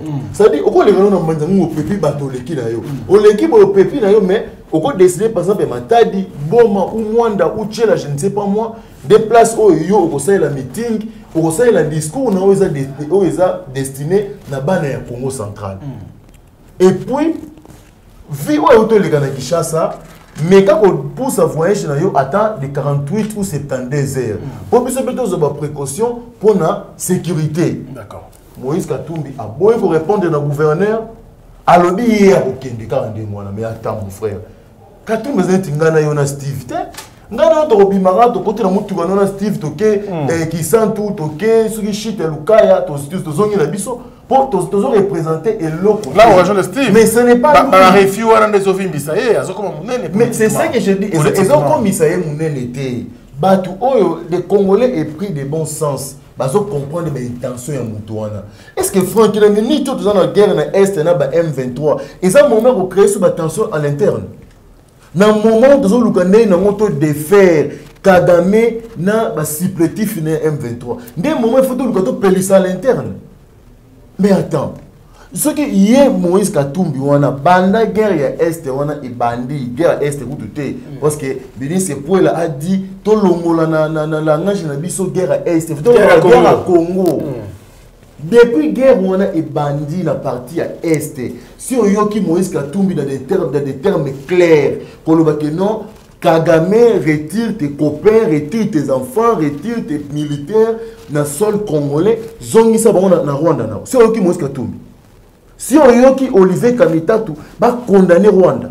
Si on yoki bango va condamner militaire rwandais, on va se bombarder on est na Est. Et là où ils ont préoccupé bango ils ont pouvoir, ils ont pouvoir. Toi hier na likamboto lo ba ya Mike Mukebai. Je crois même que Mike Mukebai, excusez-moi du terme, c'est les Moulouba les plus ridicules. Non, c'est les Moulouba les plus ridicules. C'est un député provincial. Tout le monde qui m'a Chalamon a payé son âme, tant qu'il y a une ingratitude, tout le monde qui n'est pas Balouba, pas tous les Balouba, mais une partie qui soutient les chefs de l'État. Tout le monde qui même va soutenir la présidente, n'est pas laquelle qui m'a Chalamon.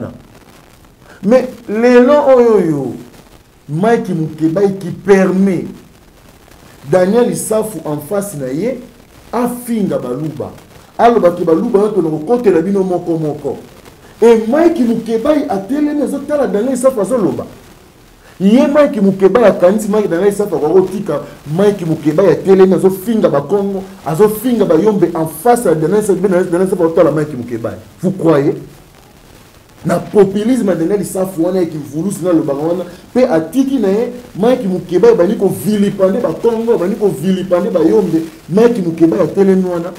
Moi je ne suis pas Moulouba, moi je suis 100% Mukongo, 100% Mouyombe. Mais je ne peux pas permettre ma propos de moi. Et je l'ai toujours dit même aux amis. Il n'y a pas une tribu qui a payé lourd le vol de Balouba dans ma Kambamboko.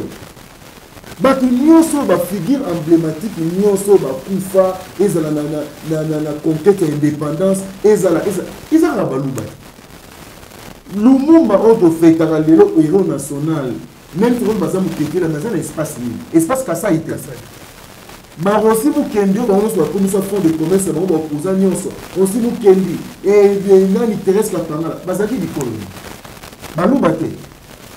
Ce qu'on parle même dans la marche, les gens qui mouraient le plus, Balouba te. On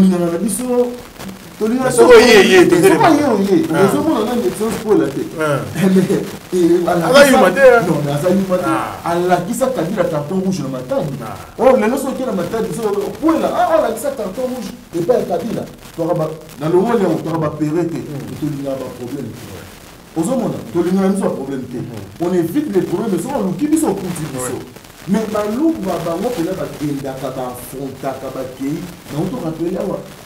nombre de personnes qui ont confié. Si on a dit compter, à part la direction de la guerre, si on a dit compter, par exemple, bateau, confié, nous avons marche, nous avons récupéré, nous avons c'est ça qui dit rapidement, le mec qui a permettre Daniel Issafou à finir, à stigmatiser, à serrer la main dans la bateau. Puis dans la louba, beaucoup de monde, il y a plus de 450 tribus dans le Congo. Bino tribu moko. Katumbi na posa lui va voter. Patron est Moïse Katumbi. Attends, posa lui va voter. Ça patron il y a des députés nationaux quand même. C'est comment fonctionner pour nous. Donc c'est Katumbi na espace Kasai. Katumbi va tchama connaître à aucun battre campagne pour la. Merci beaucoup Vincent Ngoma. Et curieusement, personne na carré wana a condamné ba. Na carré wana. Carré on a aussi Katumbi Fayulu c'est ça na matita ponyo mutu moko ta condamné aucun communiqué même pas la tweet même pas le prix Nobel mais to monier a tweeté pour ndeko na biso Yves Bouya bakene ko sala fouille na ndako ne batala soki baza ko luka soki pe mukeba iso pe na lesa babata na ndako ne kuna to moni prix Nobel a tweeté mais na ba propos aussi gravissime oyo Daniel Issafou à tenir silence radio côté prix Nobel, silence radio côté les 4 soi-disant leaders à opposition, silence radio na banégopé bon. Allez, merci. Mais c'est vraiment honteux pour le mec qui nous kébaille. On va prendre la dernière partie de cette émission, Bandekobo, à travers le monde. Tout simplement partie culture, et ça la émission bien, parce que Bandeko Bélé, la mission, culture peut aller quand même il y a un autre qui a le plus politique oui c'est bien mais quand on a plus on a peut-être côté culture il faut tout de temps en temps devoir regarder ce côté voilà on va toujours dire moi la politique on va qui parler de la culture bien mais on a côté vraiment espérer malé mais pour que ça la bien faut que délivrer maintenant la conférence de presse il y a Inosbi parce que on a côté on a fait extrait pas dans l'entièreté mais à la date vraiment c'est tout côté où ça lui se passe donc selon l'artiste il y a le peuple rwandais a un problème quand on a des dirigeants en tout cas désolé Ndegomon a été bon le quoi réseaux sociaux comme celui qui est professeur alors Big Inosbi est plus intelligent il a un intellect fort que 98% des Kinois.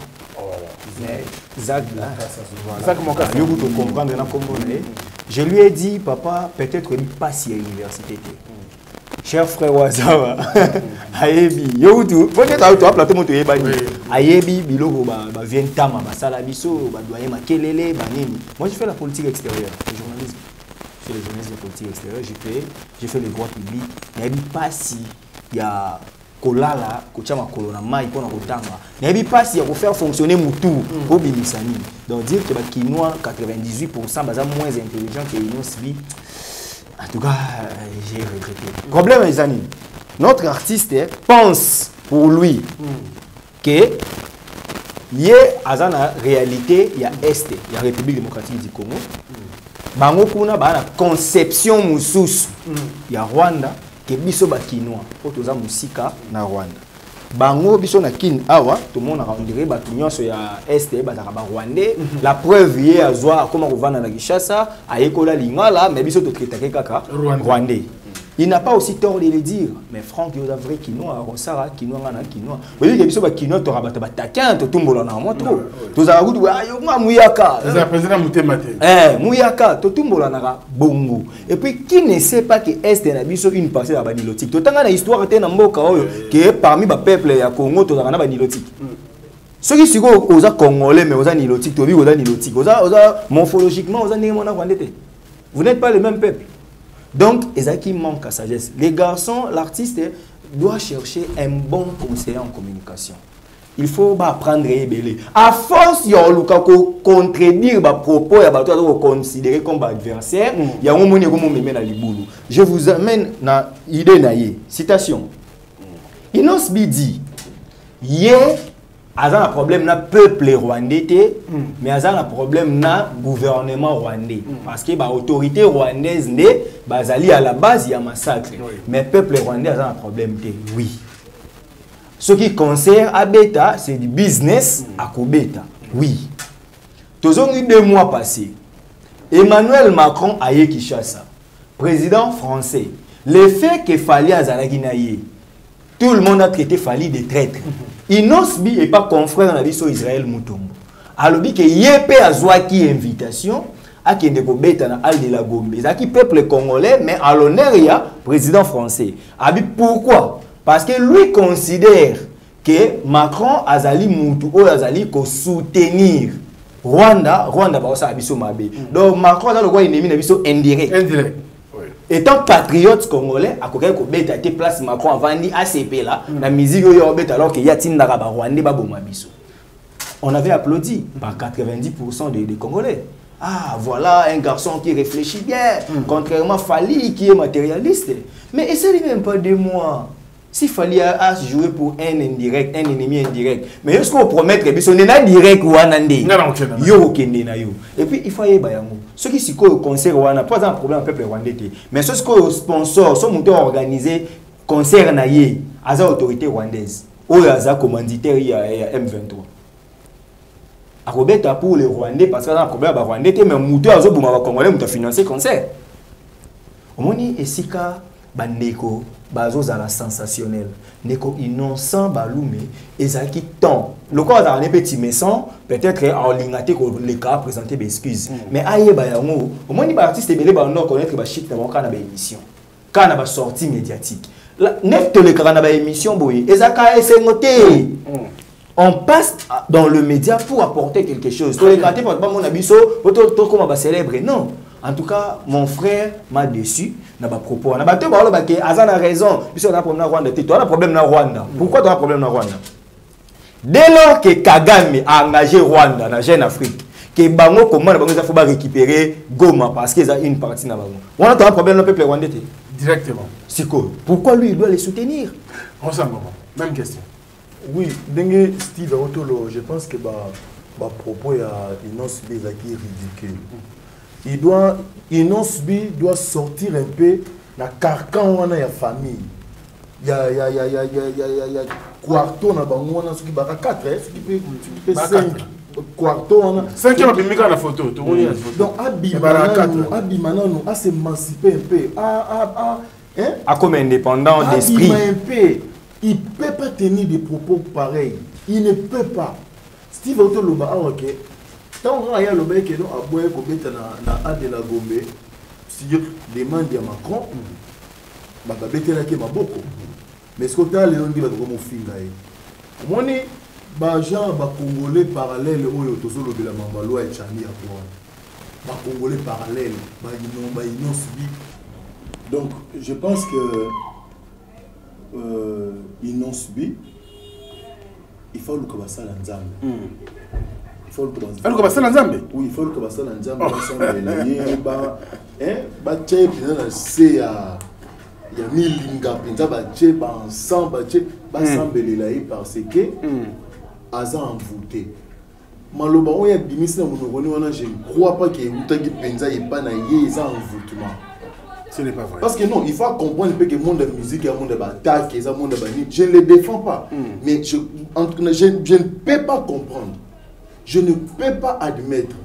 Innocent ou ya botami akoli na Goma. Ayebi na koloba oui, même il y a non Kivu, il y a Ituri. Si tu as non Kivu, bazana envers Rwandais.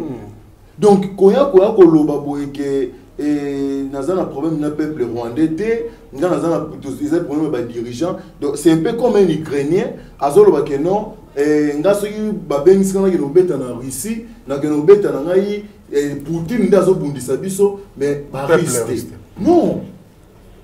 Akoki, nous avons comment nous développer, nous avons comment continuer, nous avons aussi un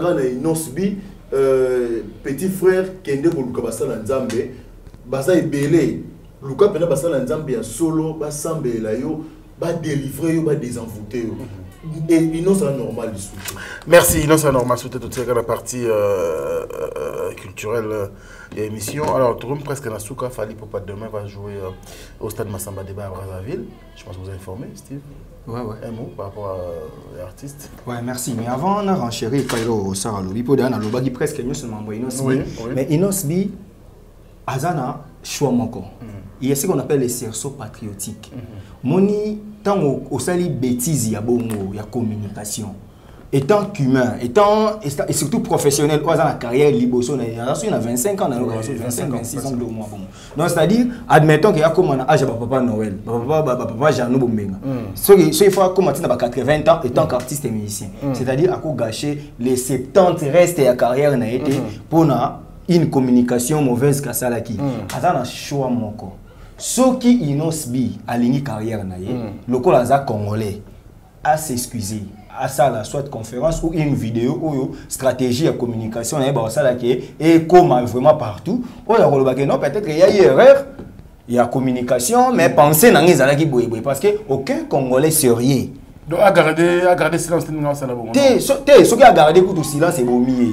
Ce qui peut renforcer l'argument na ebomié mais nga aussi ngaye pour la revenir dans ma carrière naie à revenir dans ma propos naie à présenter ba excuse aloba à cause ta biso que les aki lapsis moko boyé moi raccordement frauduleux peut-être il y a raisonnement et qu'on les kanango mais à kenango na bras de fer parce que conséquences ces années biso so la na batu moi libanda mo ebele ba tebele baza prêt pour na boycott siko ya Inosbi. C'est-à-dire que soit tu as une position où sera ça terre Rwanda ya kokende kobeta na Rwanda. C'est-à-dire nyonso ya yé et rozali sous na Congo et comme na Rwanda. Est-ce que dites-moi la carrière ya Inosbi aza plus redevable na Congo to na Rwanda. Même si Rwanda ne faut pas adopter. Vous comprenez? Donc, pour son intérêt, et vous allez bien, il faut Atika n'est pas polémique. Donc, Fally déjà, Fally, je lui souhaite bonne chance. C'est un artiste congolais. Souci n'angai personnel ngai. Voilà, je n'engage maintenant mon nom. Souci n'angai Steve Ezarake. Quand on parle de la République démocratique du Congo, tout le monde a un côté nion sur les émergés. Ce qu'on voit côté culture, ils ont fait sa chance. Ne cherchez pas à diminuer un artiste à l'intérêt de ton artiste. Ne cherchez pas à chercher la fin de carrière d'un artiste parce que l'ingénieur, même si erreur aux alatoni, en tout cas, tu peux savoir que chance va évoluer, tout bon, il sera bien à l'interne. Donc, le coup, il fallait à Alphonse Massamba Deba. Ils allaient stade pour la banque stade et pas na biso, c'est minimisable, mais ceux qui attendent ici à moi les sous, ils ont compté dans un record historique qui est la République démocratique du Congo. Parce que Roga Yakiawa a bétagi na village chez Temba, tu as eu résultat. Donc, bah moi tant que échoué quelque part, moi concurrence ouana, tant que tu n'arrives pas la banque, tu vas te ça. Ils ont pour ça bien la culture na biso. Bah tu as yebi que la culture au kaka. Jean Rostand a l'oba mon science et la culture, que la culture et yamonde et ça là que état et ça la paix épanoui.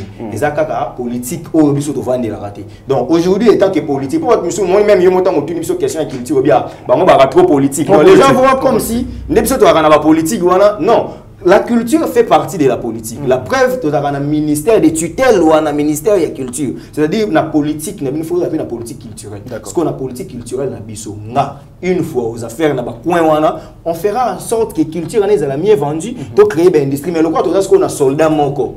Au lobby, à défendre les couleurs, il y a RDC, il y a jaune bleu, c'est-à-dire il faut que ces chances. Et puis le 25 novembre, on a Paris la défense. Ouais, et vous allez malheureusement une bonne chance. Et dans la point de presse, c'est bien que Abi a commis qu'on s'est comporté, ce que le rôle de l'artiste est pour moi qui m'est moi trop.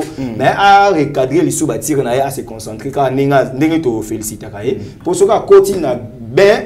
Il y a répondre à internautes, il y a un monde qui est ici, artiste moins belé. La preuve, c'est que le innocent. Donc, il doit plus être concentré dans le sala. Pourtant, on a gagné, comment on a gagné. Très bien. Tant qu'on perdre, comment on peut perdre. Donc, pour le lobby, bonne chance. On a vraiment tout au Bazawana. On a la possibilité, Bazana Brazzaville, Baza partout, qui est télé, place, il y a beaucoup de concerts, il a fallu pour pas parce qu'il y a un Congolais. Et puis, Congolais à Kinshasa, en tout cas, faites un effort, il y a aussi la Kelo Kouana et les Kanamo. Ce qui martyr Bolongagi, c'est que Alphonse Massamba de Bezamouki pour bâton de Sayama.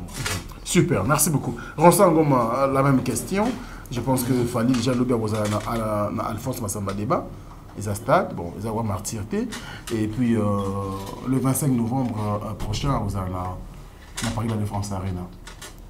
C'est la musique congolaise qui gagne. C'est la musique congolaise qui gagne. Bonne chance. Bah, Congolais n'y sont et biso bazana na Brazzaville. Bah, qui est pour na ce stade. Et j'ai appris que Belé PA va ici. Et Belé va ici, donc tu souhaites bonne chance. Ce qui échec et ça la marambo kana biso moko. Pour sonitika la pas na biso moko mais ceux déjà commis à libanda tu veux souhaiter le mutu échec tu veux souhaiter le mutu mabete.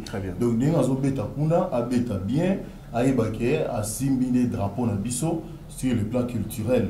Donc lobby samedi à Simba Bendele na biso à quoi il s'en moté et on a confiance en lui il est quoi il s'appêté et même la concert au lobby à Paris la Défense on a fait bonne chance à réussir au concert, c'est tout ce que je peux dire.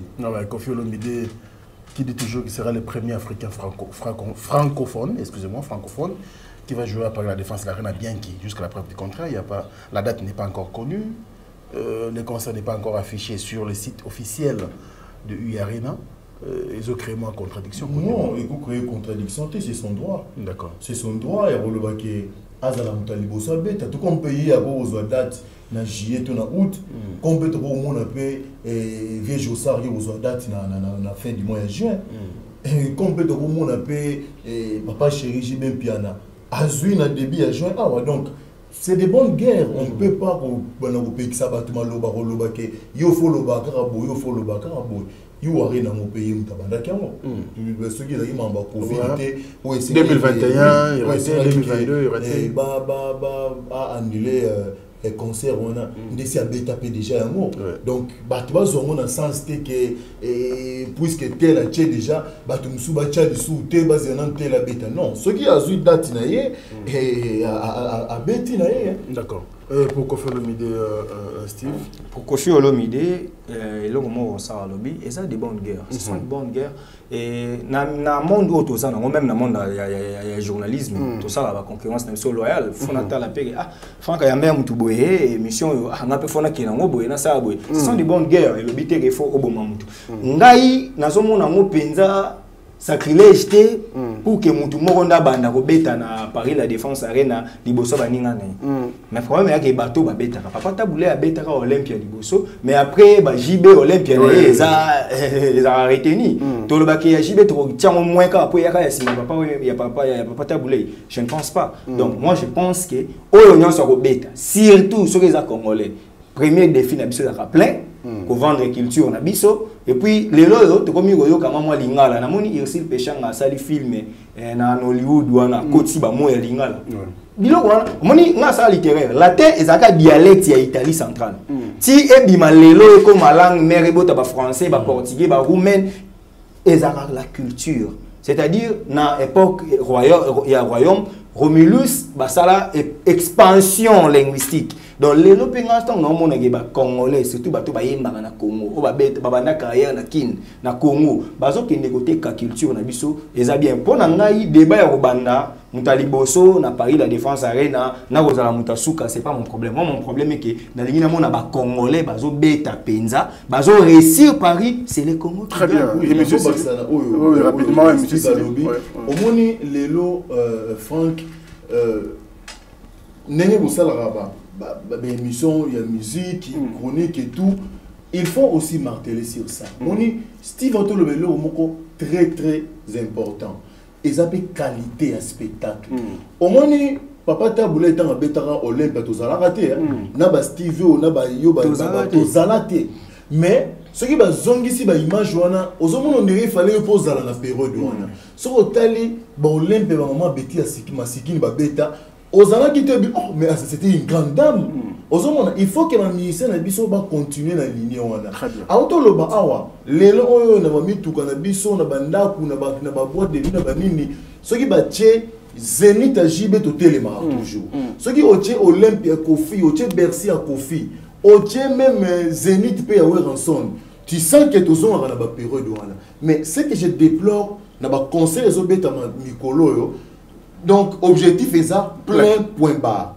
C'est-à-dire que ceux qui n'attendent ici, attendent que solo, n'importe quoi. L'essentiel, quand on attend ça, critique, on est non, est-ce que son est-ce que qualité et image est presque ni couvre qui concert Olympe va pas tabouler et l'Obama tilo parce que ma grande chaîne est couvrant. Nalobango toujours, lui il disait nada na obeta ba concert, nazota la nombre ba quantité. Nazota la ba journaliste ba recouvrir concert nanga. So na moni le Figaro, na moni TF1, na moni Chani bon. Attends à côté ici 50 personnes, pour moi on va parler de moi à l'international. Mais biso le long tête ba stade de Martina biso. Ba beta mo etondi à l'international qui en parle. Parce que qualité après ces gens là ils ont rabao yo bozu lelo ba influenceur banani ba yena ba caméra na ba téléphone na bango ba créer ba commissaire ba journaliste ba yo ba l'équipe na ba plateau ba sali ba analyse allant jusqu'à descendre des artistes qui ont valorisé la musique de ces pays et des gens ba faux compte na internet bazo betero maboko bazo kumisa bango ça c'est à déplorer. Moi je deviens ministre de la culture. En tout cas, nous benga collègue dans la communication, nous benga lelo collègue numérique, tous ont décision dans ma campagne YouTube. Vous faites vos émissions uniquement pour descendre les gens, on vous arrête. Parce que si vous êtes influenceurs à Côte d'Ivoire par exemple, ils ne sont pas là pour insulter Mewe, pour insulter Magic System, Salfo. Ils ne sont pas là pour eux. Les bouts de mission vont utiliser pour la promotion. Merci. Mais ils sont là pour ça la Makambuna bango ya bango. Mais chez nous au monde pena mutu a 8 téléphones naie a tché poudre à vendre les musiciens a bandi ko finga ya bandi ko descendre et vous trouvez des gens qui soutiennent ça. Ça moi je ne marche pas. Merci. Mais sinon pour la bande ko bazo beta ba concert. Félicitations à eux, bonne chance à eux. Ba produit biso ba biloko ko tikala dans la durée. Et ça la ba biloko te ba chinois te et ça ka le lobby bungi nango. Ba ça pena ba biloko oyo ezo tikala dans la durée. Merci. Voilà ce que je peux dire. C'est la fin de cette émission. Merci. Un dernier message. Oh, message na ko pesa na bande ko batali biso to continuer ko garder espoir pour na Congo. To continuer ko garder espoir to longola molimo ya ba Messi. Parce que même Jésus-Christ est autre bien ya Messi, tant wa yara ba ndimaka na bango yete. Il y avait une catégorie de gens au ba ndima yete. Voilà pourquoi ba kene même ko baka na police ba bomaka. To kanisate ke ba o bazo ya biso na ba discours oyo ba tondisi yango mateka na nini ke bangonde ba komo ko distribuer biso mbongo chaque jour, bangonde ba okabela biso ba ndaku, bangonde ba komo okabela biso mituka, bangonde que nyonso ekoma biso fele. Non. Le président qui est là, il fait ce qu'il fait. S'il faut les critiquer, critiquons-les na musala na ye. Totika makama ko finga na wana ke no tel kuti yo zaboy. Tant yo finga mabe. Est-ce que yebi ke on a ko finga yo la nzoto no électron ils a même pire que yo finga. Donc totika to comme na débat ya mitou. To comme na débat penza ya mitou ezo sala pour faire avancer les choses. Et non to vendre la smartphone na biso pour insulter les gens, pour injurier des gens, pour la ko bimisa pays na biso mabe à l'international. Ça, il faut que tu aies un peu de biso. Ndenge to loba ke toza ba Congolais to linga Congo, to linga mo penza. Merci. Steve Gambanga, les deux messages pour l'émission. Ngana loba peuple congolais mi bundela, so mi bundelité, muto bundelo, azati. Pour ça c'est le licence donc. Au mon émission d'Ali pour Namboka, on a beaucoup parlé de la politique, on a parlé de la République démocratique du Congo. On a lancé ngaba congolais. Mon émission tous en biso pe ba imparfait. Peut-être que ma moto lobby au CPL na moté, to CPL no mais yeba rande ko se supporter. Nous avons choisi la démocratie, c'est-à-dire muna mutu, azomona mamna ndenge ne mais objectif commun. Eza RDC. Na ba o bazo boma. Na ba o bazo tikala. Na ba o bazo linga ba koma po koma na pouvoir. Soki Congo mo ekei o diriger banani. Donc c'est-à-dire tant to yaka a na plateau, to yaka poto pelisa moto te. To yaka poto lukande solution. Je propose kaka ba solution. Donc on senga na ba congolais. To yeba yango ke même si ba présenter au nini liboso talana mboka na yo. Po obotamaka congolais, o kufa congolais faut tikela ba no Congo. Merci. Et puis, dernière recommandation, quand on a lobby, bino bat boyamela biso penza bandeko oyo surtout ba influenceurs, ba analystes culturels tout ça. Na ebio, mais na senya mo lisusu officiellement, bo encadre bango. Ça fait honte que to vandi amsuna bandeko musia mo libanda mo ba na communauté na biso ndenge tozo descendre makambo c'est pas trop bien et c'est déplorable. Ceux qui les lobes mon film, on a comment la difficulté, parce que comment la difficulté musu poani. Babosani maele na yo, babosani no maintenant ba ta de YouTube, on a dirait YouTube et seulement pour nos films. Nous avons fait un grand travail à imposer parce que dans YouTube aussi, il y a des gens qui travaillent sérieusement. Donc ni ça on a photo to sangisa maboko to za mo ebele pour to imposer que médias en ligne il y a YouTube oyo eza kaka oyo bato chronique musicale on a ba analyste on a ba babysitter. Il y a aussi des gens qui travaillent sérieusement pour l'épanouissement de notre pays. Donc voilà un peu les message oyo soit quand moi mingi donc son ali so ba ya minga na ba chaîne de plus culturelle na senga aka eloko wana merci tout ça les photos bimiselo pour Namboka il faut to loba pour Namboka il faut to sangisa mayele pour Namboka faut to za bomoko et puis yango ekende toujours liboso merci beaucoup donc vous allez kebele pour la biso en Afrique Info merci à Ronsangoma merci à Steve Kambanga Archidic bango azali ba invité na biso lelo je crois bo sepe na analyse na bango so bo sepe nango en tout cas bo se manifester na ba commentaire. Et puis voilà, on a bien affiché. Et aussi dire bien sûr merci à l'équipe technique, Merveille Mampouya et Gino Massampo. Merci à vous pour la bisou pour la numéro de émission pour Namboka. Au revoir. C&C Service Fret. Pour envoyer vos colis à Kinshasa, Matadi a un prix défiant toute concurrence. Une seule agence maritime, C&C Service Fret. En France, 23 rue Anatole France, 94 400 Vitry-sur-Seine. Référence SK Exotique.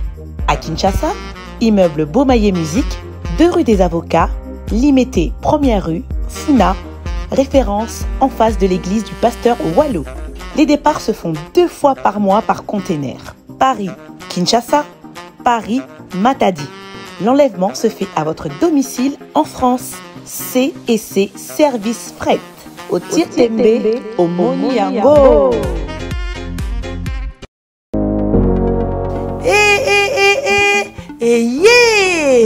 Nini lisusu Toronto City VIP de Maluku lisusu Banaki, Bana Braza, pe partout na mokili mobimba. Toronto City VIP de Maluku na 5 minutes ya Grand Fleuve Congo. Ndeko papa, ndeko mama, mwana poto, olingi otonga ndako na yo na bisika ya kimia, olingi opema malamu. Toronto City VIP de Maluku ye wana po na bino ezali kote kamabele ya 20 mètres sur 20 na telo moke ya papa wana poto ba diaspora nyonso olingi investir na mboka na yo. Toronto City VIP de Maluku epesa to ezoteka ba espace kitoko. Toza 5 minutes ya mai atuni talalo bansa mutema toko koma place oza ndenge nini tolonga kolongwa place Lazare tiomo na presse to pasola nzela tala ngai muninga mbongo mukie mena panika wana 20 sur 20 olingi oliambisi ba fruit na talo moke kimambango welela zwa mabele na yo na Toronto City VIP de Maluku. Tozali pembeni ya zone économique ya Maluku, pe pembeni ya cité Vodacom. Pona ozwa esika na yo na Toronto City VIP de Maluku, eza simple. Benga papa Willy Mafuta na numéro oyo +1 90 57 30 15 40. Toronto City VIP de Maluku. Esika esengeli pona moto nyonso apema na kimia Bana poto, venez voir Toronto City VIP de Maluku et vous allez être voisin de tout ça. Vous allez vivre tout ça. C'est formidable, c'est tout simplement formidable. Wow. Qui a dit que Bandoule Kozonga te chez Djonga? Chez Djonga 3, Azongeli, base naye, na Paris, Oyo, Yesika Bozalaki kolia, komela pe koyoka ntoule na niveau ya 2 fois te boyebake, bilenge zongi na Paris na niveau ya kosakana te. Chez Djonga 3, awa, chaque week-end, bilenge zongi ya ndoule, à partir ya le 17 février 2023, ouverture officielle, ya Bandoule, Bokozwa, chaque vendredi, Suzuki Luzubu, 4x4 grands chanteurs de mon pays, à partir de 20h jusqu'à l'aube. Pe samedi, Bokozwa CNN Alligator, Nabaninga tout, awa, Boko sepe la jolie kitoko. À partir de 20h jusqu'à l'aube. Pe dimanche, Sombele Soukabisanga, Bokozwa Nokolias, Emile alias de Mingongo, la voix qui cloche, et Longona Wenge, Poussana Tovanda, en matinée live, Oyo Ekobanda, à partir de 18h, tina minuit. Kasi, Tunanga Inini, Kaka, ceux qui aimaient la Silesi, Mbalamoko Night Club, to boîte et Fungwami, à partir de minuit. Ti ba 5h avec DJ Bobo. Oyo akosepeli Sabino na Bandoule pe na ambiance ya kitoko. Malolo. Oui frère, Babi Djonga. La Congolia. Futur. Hein? Nous te reçons la 50 boîtes. La Katakin, c'est Djonga. Chez Djonga Twanga Nantaba, Ezwami na adresse Oyo, Noisy le Sec, Nassime McDonald, numéro 25, chemin de Grou, 93 130, Ozamo Bimba. Chez Djonga Twanga Nantaba, Yangonde Zali mo boko ya ambiance, na kati ya Paris, pe na France mo Bimba. Bana King, Bana Dar es Salaam, Bana Poto, Bana Mokili Mobimba, Cité Ase Moko, Afrique Info, avec Frank Stemai, Kiandankala, Twende!